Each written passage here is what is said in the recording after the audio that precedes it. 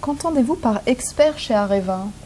On a vu qu'il y avait plusieurs voies, hein, voilà. Management de projet, management et expert, c'est les trois grandes filières.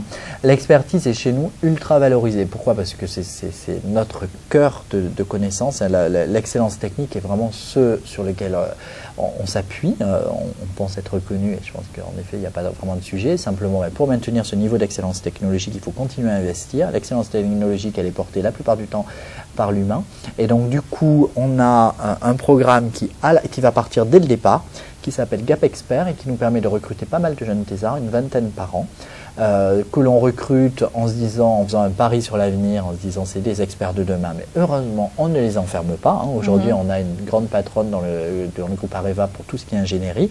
C'est une ancienne thésarde et elle n'est pas sur la filière expert, elle est sur la filière management. Donc, vous n'êtes pas obligé quand vous arrivez chez Areva en étant thésard d'aller vers la filière expertise, mais on part du principe qu'il y a plus de chances pour que vous vous dirigez vers celle-là. Donc c'est un pari pour nous que d'intégrer pas mal de thésards ou de PhD, hein, puisqu'on est aussi intéressé par des ouvertures internationales pour tous ces profils-là.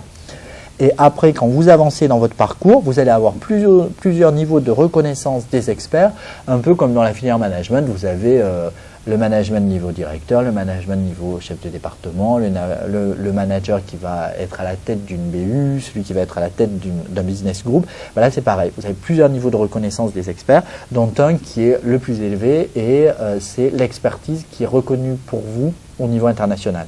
Et donc, ça veut dire que vous avez un niveau qui est l'équivalent d'un patron de BU. Donc, c'est vraiment Quel est l'intitulé de votre poste là? Dans ce cas précis, c'est simplement vous pouvez avoir tout type de poste. C'est votre statut d'expert qui est reconnu.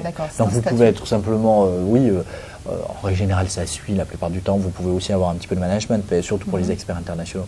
Mais ça va dépendre un petit peu de la base technique, si c'est en neutronique, si c'est en radioprotection, puisqu'à chaque fois, l'expertise est liée, là pour le coup, à une technicité. Et on s'arrange pour avoir la plupart de nos grands domaines techniques qui rassemblent plusieurs types d'experts.